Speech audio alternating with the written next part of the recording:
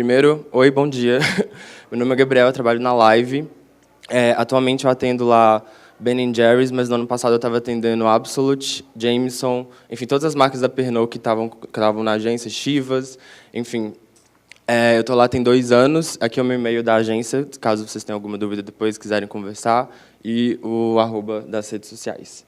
Bom, começando do começo. Quem lembra dessas propagandas da Absolut? Esses prints eram super famosos assim nos anos 90, principalmente. E nosso briefing começou disso daqui, porque a marca queria trazer para o Brasil um pouco do que era feito nessa época, no sentido de que sempre foi uma marca que teve uma militância através das parcerias artísticas dela. Não era uma marca ativista, igual, por exemplo, Ben Jerry's, que é uma outra marca lá da agência É uma marca que traz militância através da resistência artística, né? Então, o nosso briefing, na verdade, começou com quais são as tensões sociais que a gente tem hoje e quem são as pessoas que estão resistindo a essas tensões com arte. Esse foi o briefing, na verdade, que entrou para o planejamento, que, depois de muita pesquisa, a gente chegou à conclusão que a causa LGBT era que tinha mais a ver com a marca, porque também tem toda essa questão de marcas que querem falar sobre causas e às vezes as causas não têm nada a ver com a marca, enfim. E já é uma causa que a Absolut já tinha se envolvido muito no passado, principalmente internacionalmente, né? Então a primeira coisa que a gente fez foi se juntar a uma empresa de consultoria que chama Pajubá, que foi uma coisa muito importante para esse trabalho, porque enfim, quando a gente está falando sobre causas, a gente tem que nivelar todas as pessoas que estão trabalhando dentro da agência e dentro do cliente sobre a causa, sobre o que acontece, quais são as demandas, o que a gente tem que ouvir primeiro, antes da gente fazer qualquer coisa. E a Pajubá foi um grande parceiro nisso, porque é uma empresa que faz consultoria LGBT para marcas, para agências. Um dos donos da Pajubá é um homem trans, então foi muito legal essa parceria. E com eles a gente entendeu que a causa trans dentro de toda essa sigla era a mais vulnerável, e esse seria o nosso foco, porque a gente queria falar sobre isso, especialmente porque dentro do que a gente aprendeu com eles, tem toda essa questão da pessoa trans, da relação dela com a sociedade, de objeto para objeto e para sujeito. E a ideia da marca era exatamente essa, tipo, se a gente vai falar sobre essa causa, a gente não pode chegar e falar, oi, eu sou a marca e eu vou falar sobre a causa. A gente tem que passar o microfone para quem entende, para quem vive, para quem tem a ver com essa causa. Então, a primeira pessoa que a gente pensou foi a Linda Quebrada. Vocês conhecem a Linda Quebrada? Então, esse nome foi um nome que a gente levantou no final de 2016. Hoje pode parecer meio óbvio o nome dela, mas na época ela ainda era menos mainstream do que é hoje. E ela é incrível, ela é foda, uma artista maravilhosa. Que faz... Enfim, ela começou com funk, mas enfim, tem uma mistura de referências incrível no trabalho dela, é maravilhoso. E se a ideia, desde sempre, foi dar voz não, né? Aumentar a voz da comunidade, de pessoas da comunidade, a gente pensou que quanto mais pessoas, melhor. Então, a gente também se juntou às Baías e à Cozinha Mineira, que também é uma dupla de cantoras de MPB. As duas são trans, e elas também são maravilhosas. A gente foi em vários shows ao longo do projeto, e são incríveis. E a ideia foi, vamos fazer uma música das três, vamos fazer um clipe com as três, e o clipe com elas é que vai ser a nossa campanha. Ao invés de a gente fazer um vídeo tradicional de campanha de Beba Absolut, né? Vamos fazer um clipe, fazer um projeto de arte com elas, porque, né, por isso que a gente escolheu elas. Bom, eu trouxe essa gravata aqui porque é a maneira mais fácil de explicar como que funciona a estratégia de Pernod, que é uma coisa que a gente chama... Pernod é a empresa que é dona de Absolut, Jameson e tal. Que é o que a gente chama de bow tie, que basicamente eu vou ficar bem aqui na frente para explicar de uma forma bem didática. A gente tem uma mensagem de awareness enorme, que é essa daqui, na verdade, que começa com o máximo de gente possível, e depois você vai nichando essa mensagem, e ela vai ficando cada vez para menos pessoas e mais específica.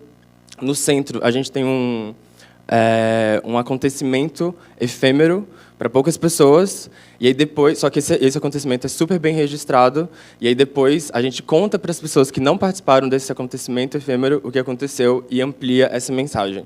Então, o que a gente tinha para esse projeto? No começo era o resgate histórico de Absolute com artistas que tinham militância, tinham resistência, tinham militância na sua arte, a gente falar sobre as parcerias que a Absolute já tinha feito, até porque o nosso principal target, que é 25 anos, 25 a 35 anos, é uma galera que talvez nem lembre daqueles prints que eu mostrei lá no começo. Então, resgatar isso foi um processo que, internamente, a gente chamou de permission to play, que é tipo assim, antes da gente falar sobre causas e sobre militância, sobre arte, recuperar o que a gente já fez a respeito disso, para não parecer que foi do meio do nada. O momento efêmero do meio aqui ia ser uma festa, que vai ter show da Linda Quebrada, das Bahias e tal. E depois, como legado e o terceiro momento de awareness, digamos assim, a gente tinha um clipe com elas, que a gente vai espalhar o máximo possível, e um mural no Minhocão. Não sei se vocês já viram, mas tem foto aqui depois. Bom, primeiro a gente começou então com o resgate histórico das peças vintage, e uma das coisas que a gente tinha era uma peça de vídeo, que eu vou mostrar agora. 1970.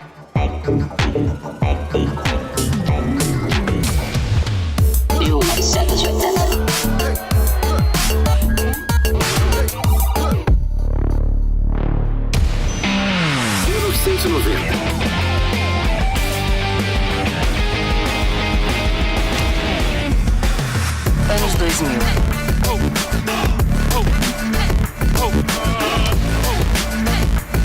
2017.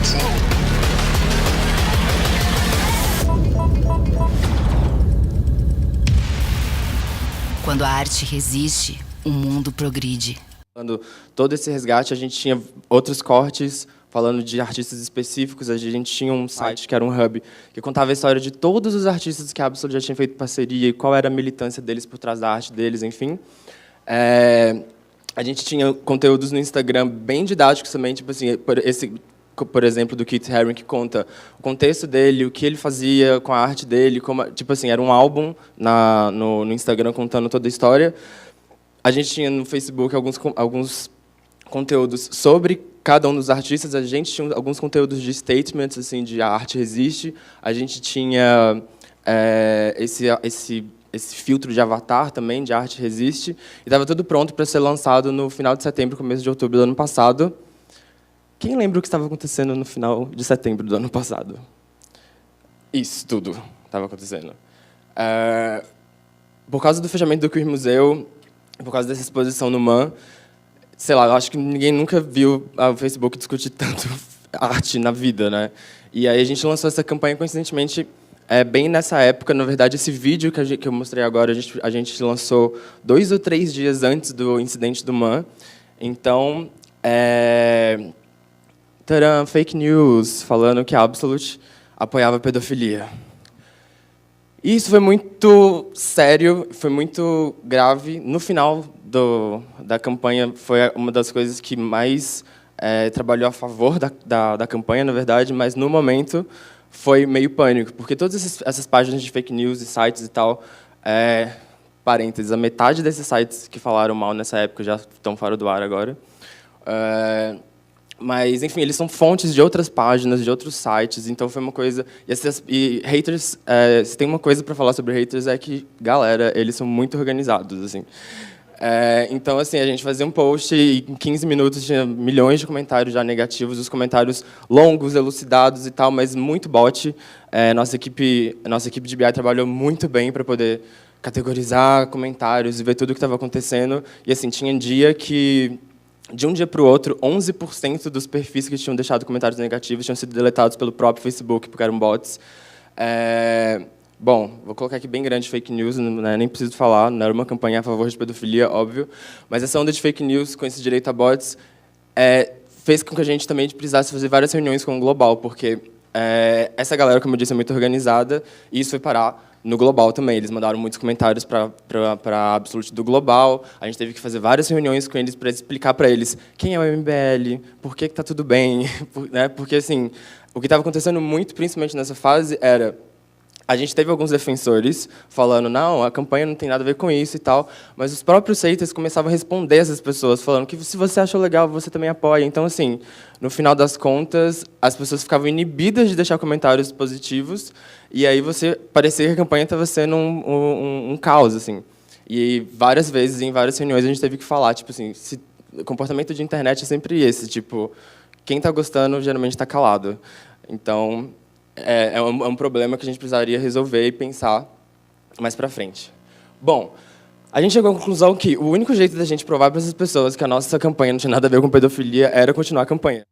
Esse é o grafite que está lá no Minhocão. Quem não visitou ainda, visite, é muito legal. Eu falei que foi uma parceria com essa consultoria Pajubá, porque eles ajudaram a gente a escolher os personagens também. Todas essas pessoas que estão aqui embaixo não são para preencher espaço, são pessoas trans de verdade, com histórias. Tem até Laerte está no meio ali. E eles ajudaram bastante a gente a acolher essas histórias e pegar essas permissões com as pessoas e tal. Então, é um lugar que ficou marcado, assim, tipo, tem um walking tour em LGBT em São Paulo, eles passam por lá agora. Uma das últimas fotos que a Mateusa postou no Instagram foi lá, então, tipo assim, realmente virou um ponto. A gente tem uma mensagem de resistência trans num lugar enorme de São Paulo, e é legal também a gente fazer conteúdo de marca, mas não tem marca, né? Tipo assim, a gente é o que a gente estava chamando na divisão da estratégia de legado. O que vai ficar depois que tudo isso passar? O que fica para a cidade? O que fica para as pessoas? Bom, a gente teve a festa foi incrível também, a festa de lançamento do clipe. Teve show da Linda Quebrada, teve show das Bahias, a Cozinha Mineira, teve DJs, foi uma festa muito legal. Foi embaixo do Teatro Municipal, num espaço tipo, super diferente ali no centro. Foi muito legal, drinks Absolute à vontade, foi ótimo. A gente também fez uma parceria de conteúdo com a Vice e com o BuzzFeed para a gente poder contar toda essa história completa de resistência artística, desde o começo até agora, até a Lin. E também sobre o mural. Eles cobriram o mural, eles cobriram o lançamento do clipe, eles cobriram a festa. E, enfim, acho que a Vice foi um parceiro muito bom, por causa que tem tudo a ver com a Absolute, tem tudo a ver com essa causa que a gente estava levantando. Mas, bom... A gente teve, então, no começo da campanha, os haters falando que nós éramos pedófilos e, na metade para frente, os haters falando mal de transfobia, falando que transfobia não existia, falando que... enfim, a gente teve todos os tipos de comentários negativos que vocês puderem imaginar. Foi uma coisa bem complicada na época, não de lidar com respostas e tal, mas também de você ficar lendo, porque é seu trabalho, né? Você tem que ficar lendo essas coisas todo dia, é bem chato. Coloquei aqui só alguns exemplos, mas a gente também teve bons comentários positivos. Enfim, ao longo da campanha inteira, a gente teve coisas... comentários muito diferentes, assim, tipo, eu coloquei aqui só alguns, eu estou tampando a cara das pessoas, dos haters, porque eu não quero ser processado, mas estão todos lá, a gente não apagou nenhum, a gente não... na verdade, assim, a nossa grande estratégia, a nossa principal estratégia foi, tipo, responder todos os haters. E mais, acho que o que fica de legado de social media dessa campanha foi isso. Esse foi o tipo de comentário que mais apareceu nessa fase do lançamento do clipe. Como eu falei, a gente abre o clipe falando que o Brasil é o país que mais mata transexuais no mundo. Isso é um dado verdadeiro, tipo assim, não tem, é incontestável, mas as pessoas sempre entram com esse tipo de argumento de, infelizmente, todas as pessoas morrem no Brasil. Infelizmente, como você vai saber que se essa pessoa... Enfim, as pessoas não entendem a diferença entre crimes, né, comuns e crimes de ódio, transfobia. E acho que o nosso grande coringa, digamos assim, foi responder essas pessoas. Esse era o tamanho de resposta que a gente dava para essas pessoas. A gente, como marca, tentando explicar para as pessoas o que é um crime de ódio. A gente tinha respostas customizadas para todos os tipos de comentário. A gente tinha links para pesquisas e para números. Tinha uma matéria do Correio Brasiliense, que era muito bom também, que era muito boa, só sobre transfobia, a gente tentando fazer as pessoas pararem para pensar. Se, no final das contas, um desses haters abrir a cabeça um pouquinho, já valeu a pena a campanha, né? E foi isso que mudou um pouco o nosso cenário. Eu trouxe o cumulativo do NPS, aqui é antes do lançamento do clipe, tá? Ali foi o post de fake news do MBL, vocês podem ver que tipo assim, nossos comentários negativos foram bem lá para cima, tipo assim, a gente só tinha comentário negativo por causa daquilo que eu falei, que os comentários positivos estavam sendo inibidos por causa da quantidade de comentários negativos, os haters respondendo as pessoas. Então, a gente começou... Esse período aqui foi um período de a gente ficar tentando entender o que estava acontecendo, como a gente lidaria com essas pessoas. Os comentários positivos começaram a crescer só depois que a gente começou a responder essas pessoas. O nosso NPS, que é o cumulativo, né, entre neutros, positivos e negativos, começa a subir depois que a gente começa a responder as pessoas. Mas uma coisa que a gente percebeu foi que o tipo de comentário positivo foi mudando ao longo da campanha. A gente começou com comentários positivos, um comentário positivo bem legal. No final das contas, a campanha de Absolute também. Mas a gente teve muita ameaça de boicote também, por causa de toda a campanha. E essa é a coisa que mais estremece o cliente, né? Tipo assim, esse tanto de gente ameaçando que nunca mais vai beber a vodka. Distribuidor falando, eu não vou distribuir mais a vodka de vocês, eu vou mudar de fornecedor e tal. E, enfim. Bom... Aqui é meio que a campanha completa, o nosso conteúdo de arte, o conteúdo de marca e já conteúdos com a Linda Quebrada, e depois da festa, o lançamento do clipe.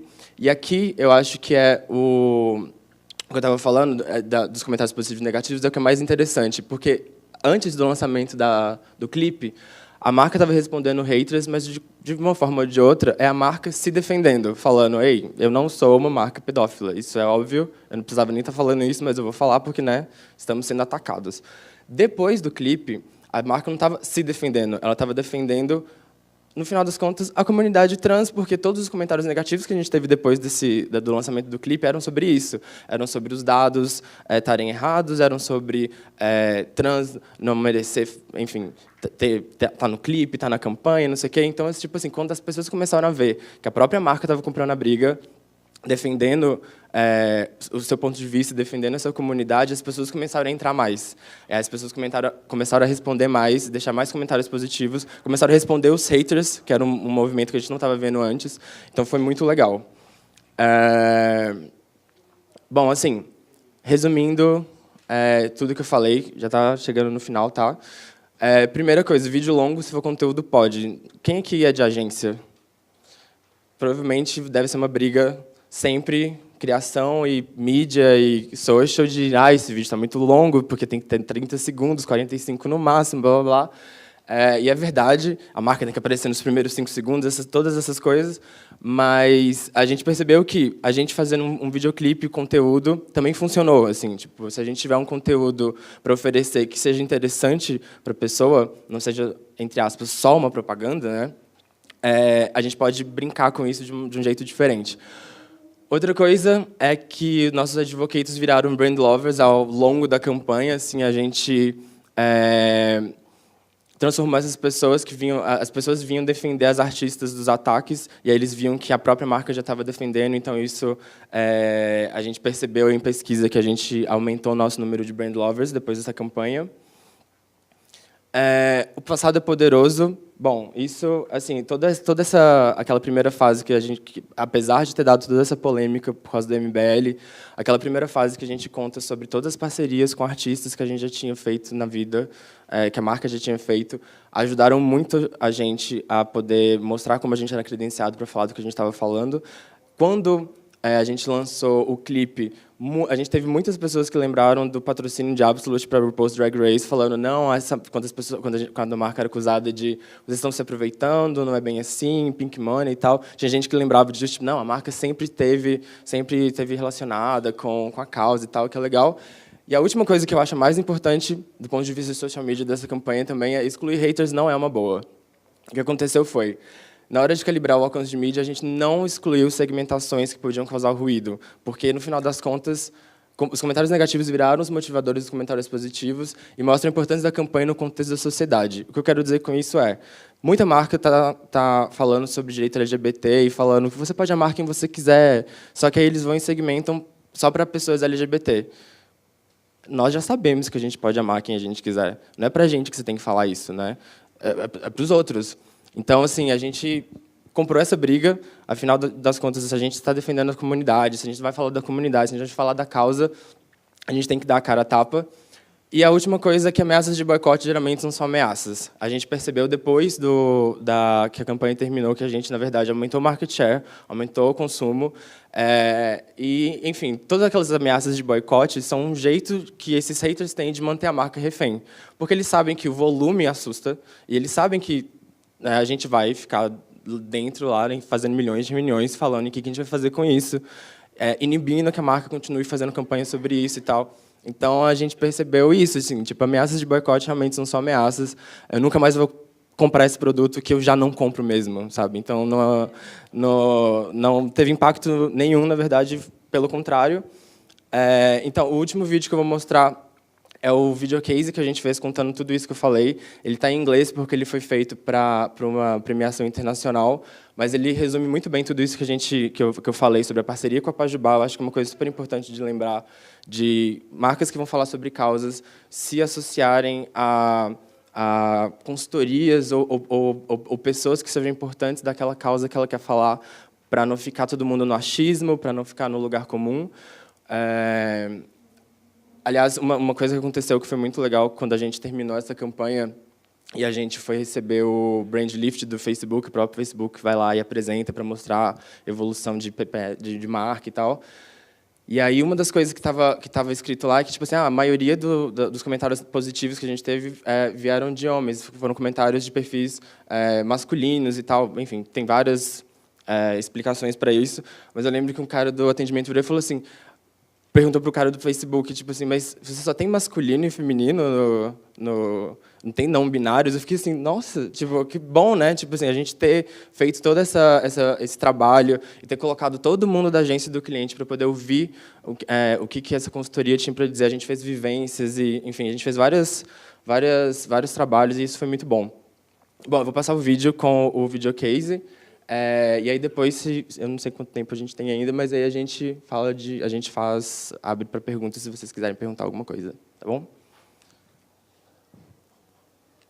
Brazil is the country where the most transgender people are killed each year. A cada 2 dias, uma pessoa trans é assassinada. 144 transsexuals who were killed in Brazil last year. Absolute decided to take a stand on this frightening reality. At the time, Brazil was facing a massive wave of art censorship. We saw an opportunity. So we decided to use censorship in our favor, launching a provocative art project to fight transphobia. An initiative to spark the much-needed debate around intolerance. We partnered with a group of artists from the transgender community who were still not heard by the mainstream. Eu faço música para ser ouvida.